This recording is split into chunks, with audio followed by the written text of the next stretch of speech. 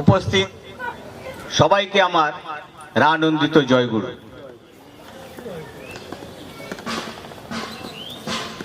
তুফানগঞ্জে বছরে অন্তত 2-3 বার আসি, কিন্তু বিগত 2 বছর কয়েক মাস ধরে এখানে আমরা আসতে পারছি না। আপনারাও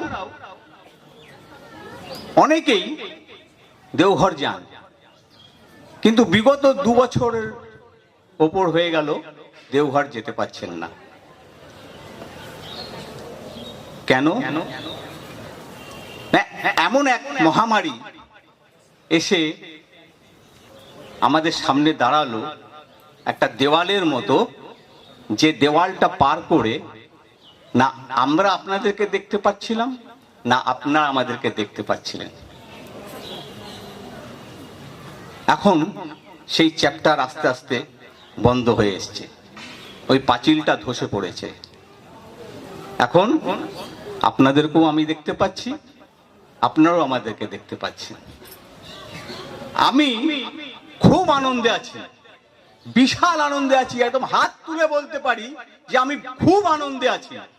আর আশা করব আপনারাও খুব আনন্দে আছেন, নিশ্চয়ই আনন্দে আছেন। হাত তুলে একবার বলুন আনন্দে আছেন কিনা আপনারা সবাই। এইটাই আমরা শুনতে চাই।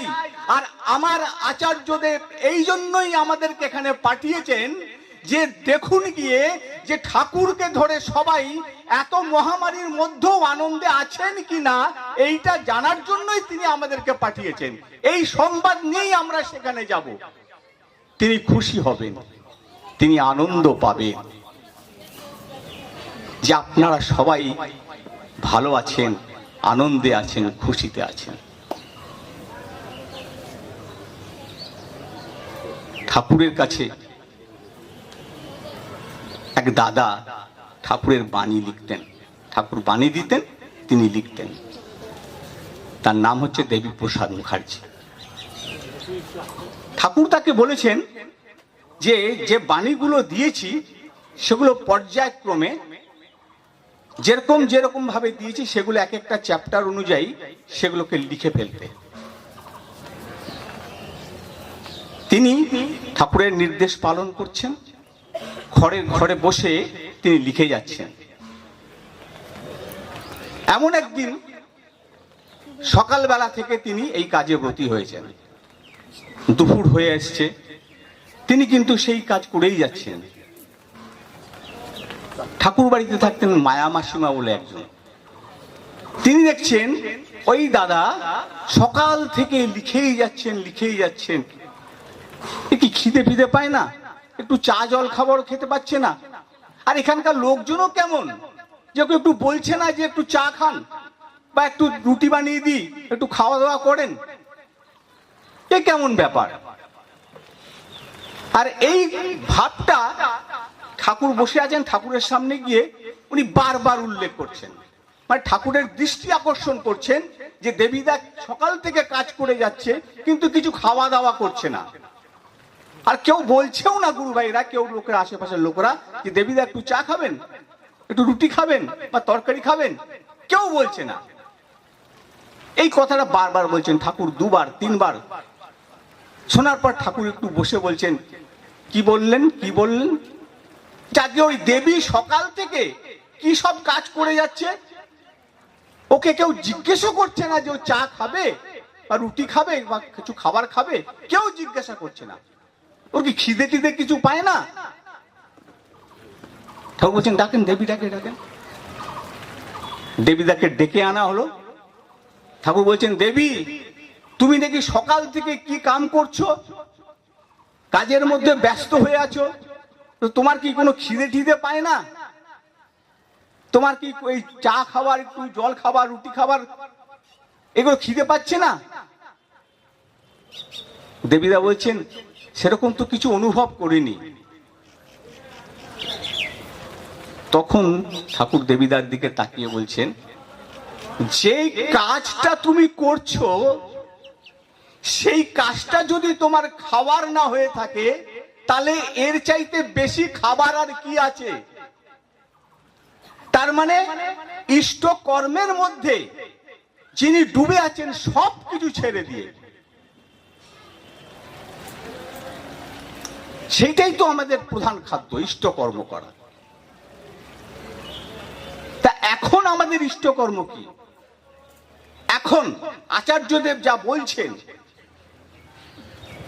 যে দীক্ষা আমাদের হয়েছে অনেক, আমাদের এই উপযোজনা কেন্দ্রের মাধ্যমে অনেক দীক্ষিত যারা তারা ইষ্টভীতি জমা করছেন এবং তাদের ইষ্টভীতি যথাস্থানে জমা হয়ে আবার তাদেরকে অর্ঘ্য প্রশস্তি দেওয়া হচ্ছে। কিন্তু দেখা যাচ্ছে যে এমন অনেক মানুষ আছেন এই কোভিড প্যান্ডামিকের সময়ের পরে যে তাদের ইষ্টভীতি ড্রপ করে গেছে। তাহলে সেই শুধু ইষ্টভীতি ড্রপ করেনি, ওই মানুষগুলোও ঠাকুরের জগৎ থেকে ড্রপ করেছে। তাহলে এই মানুষগুলোকে আবার ঠাকুরের জগতে ফিরিয়ে আনতে হবে। আমাদের বাড়ির কোনো সদস্য যদি পথভ্রষ্ট হয়ে কোথাও গিয়ে হারিয়ে যায়, আমরা কি খুঁজে বার করি না তাকে? মন প্রাণ দিয়ে চেষ্টা করি কোথায় তাকে খুঁজে পাওয়া যাবে। সব রকমের পন্থা অবলম্বন করি কি করে তাকে খুঁজে পাওয়া যাবে, কেমন করে তাকে আবার বাড়িতে ফিরে নিয়ে আসবো। তাহলে এমন দীক্ষিতের সংখ্যা যারা ড্রপ করেছে তাদেরকেও তো ফেরানোর কাজ আমাদেরই। আমারই কর্তব্য তাদেরকে আবার ফিরিয়ে আবার বাড়িতে ফিরে আনা। এই বিশ্বপিতার যে বাড়ি, এই বিশ্বপিতার যে জগৎ, সেই জগতের সঙ্গে তাকে আবার যুক্ত করে তোলা। তাহলে আমি এই একটা মানুষ, আমি হয়তো 10টা মানুষের সঙ্গে দেখা করতে পারি, কিন্তু ওই 10টা মানুষ যখন আরো 10টা মানুষের সঙ্গে দেখা করবে, সেই 10টা মানুষ যখন আরো 10টা মানুষের সঙ্গে দেখা করবে, এইভাবে 10 10 10 10 করতে করতে সেটা কিন্তু লাখে পৌঁছে যাবে। তাহলে সেই কাজটা আরো সহজ হয়ে যাবে। যে একটা মানুষ হয়তো 10টা মানুষের দোরগোড়ায় পৌঁছালো, তাহলে 100টা মানুষ 1000টা মানুষের 10 গোড়াতে পৌঁছাতে পারবে। এটাই এখন আমাদের সর্বপ্রথম কর্তব্য, যে আমাদের হারিয়ে যাওয়া ভাইগুলোকে, হারিয়ে যাওয়া বোনগুলোকে, হারিয়ে যাওয়া আমার গুরু ভাইগুলোকে আবার আমাদেরকে এই ঠাকুরের জগতে ফিরিয়ে নিয়ে আসতে হবে। এইটা হচ্ছে প্রথম কর্তব্য। তার মধ্যে দাদারা যারা যারা উপযোজনা কেন্দ্রের মাধ্যমে জড়িয়ে আছেন, তারাও নিজেদের মধ্যে একটা টিম করে নিতে পারেন। যেমন আমার অমু ভাই বলল যে আমাদের পূজ্যপাদ অবিন্দ দাদা দেওঘরে যত গুরু ভাইরা আছেন তাদেরকে নিয়ে 5 জন করে, 6 জন করে, 8 জন করে এক একটা টিম বানিয়ে দেওঘরের আশেপাশে যত গ্রাম আছে, যত দীক্ষিতের সংখ্যা আছে, সব লিস্ট বার করেছেন তিনি আগে। কোথায় কোথায় দীক্ষা হয়েছে তাদের নাম, ঠিকানা, এগুলো সব জোগাড় করেছেন। এবার আস্তে আস্তে তাদের পিনকোড নম্বর, তাদের ফোন নম্বর সবকিছু জোগাড় হচ্ছে। এইবার সেই দাদারা 10 জন 5 জন করে মুভ করে সেই সব গ্রামে গিয়ে সেই মানুষজনগুলোকে আবার ঠাকুরের কথা বলে এই জগতে আবার ফিরিয়ে আনছে।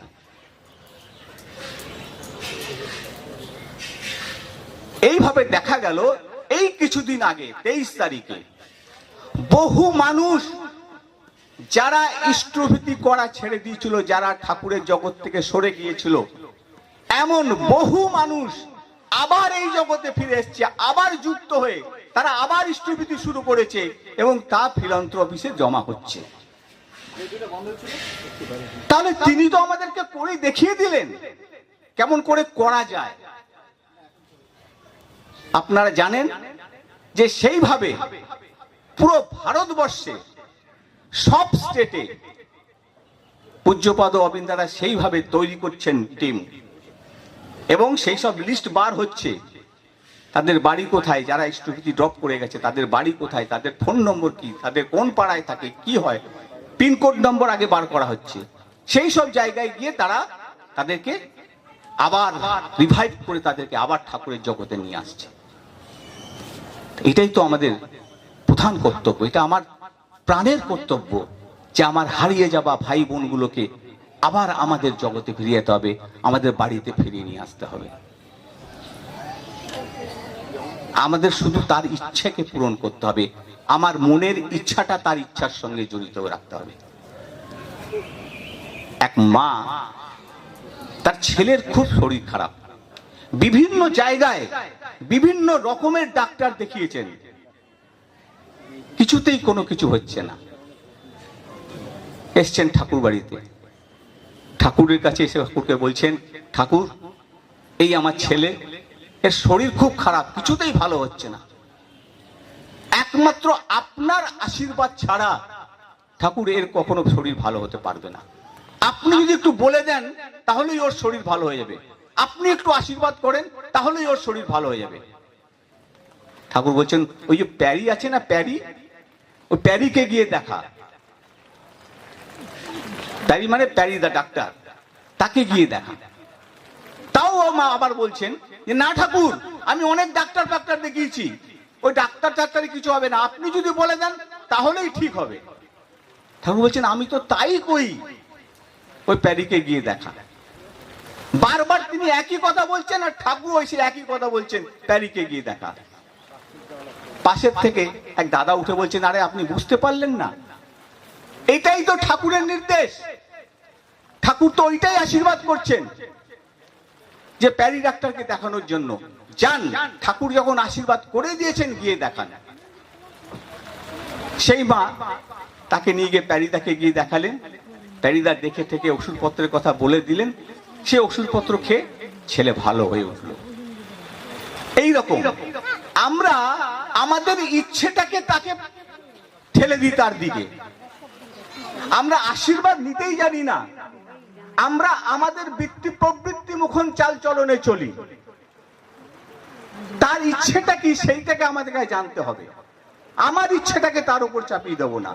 তিনি কি ইচ্ছা প্রকাশ করেছেন, তিনি কি বলছেন, তিনি কি চাইছেন, সেইটা আমাকে আগে জানতে হবে, আর সেই রকম আমাকে কর্ম করতে হবে। এই কর্মটা যখন তার ইচ্ছা অনুযায়ী হয়, আমার ইচ্ছা অনুযায়ী নয়, সবসময় এটা মনে রাখতে হবে, কর্মটা হবে তার ইচ্ছা অনুযায়ী। বর্তমান আচার্যদেব যা বলে দিচ্ছেন সেই কর্ম আমাকে তার ইচ্ছা অনুযায়ী কর্ম করতে হবে, তবেই কিন্তু আমাদের সুফল আসবে। আমরা প্রত্যেকেই আনন্দে থাকতে চাই, ভালো থাকতে চাই, শান্তিতে থাকতে চাই, সুখে থাকতে চাই। আর এই আনন্দের খোঁজের জন্যই আমরা কিন্তু অনেক রকমের অসুবিধা থাকা সত্ত্বেও, অনেক রকমের সংশয় থাকা সত্ত্বেও, অনেক রকমের জ্বালা জ্বালাতন থাকা সত্ত্বেও আমরা কিন্তু ইষ্টমুখী হয়ে শান্তির খোঁজে সেই দেওঘরে যাই। আজ এই প্যান্ডামিকের অবসানের পর আজকে কিন্তু আচার্যদেব অনেকক্ষণ সময় ধরে দেওঘরে তিনি বসে থাকেন সবার সঙ্গে দেখাশোনা করার জন্য। সবাই চেষ্টা করবেন দেওঘরে গিয়ে আচার্যদেবের সঙ্গে দেখা করার কথা, দেখা করবেন, তার আশীর্বাদ নেবেন, সেই অনুযায়ী চলবেন, চলে নিজেদের জীবন যেমন ধন্য করবেন তেমন অন্যকেও ভালো রাখার রাস্তা খুঁজে পাবেনই পাবেন। তাই চিন্তার কোনো কারণ নেই, সবাই আনন্দে থাকবেন, ভালো থাকবেন, সুখে থাকবেন, শান্তিতে থাকবেন, এই আমাদের আপনাদের কাছে প্রার্থনা। আমার আচার্যদেবও যা চাইছেন সেইটাই আপনাদের কাছে আমি উপস্থাপনা করলাম, যে আনন্দে থাকতে গেলে যিনি আনন্দের সবটুকু জানেন তাকে আমাকে মেনে চলতে হবে, কোনো প্রশ্ন থাকবে না, কোনো কোশ্চেন হবে না। তিনি যা বলছেন সেটাকে নির্দ্বিধায় পালন করে চলতে হবে। জয় গুরু। সবাই ভালো থাকবেন, আনন্দে থাকবেন। জয় গুরু।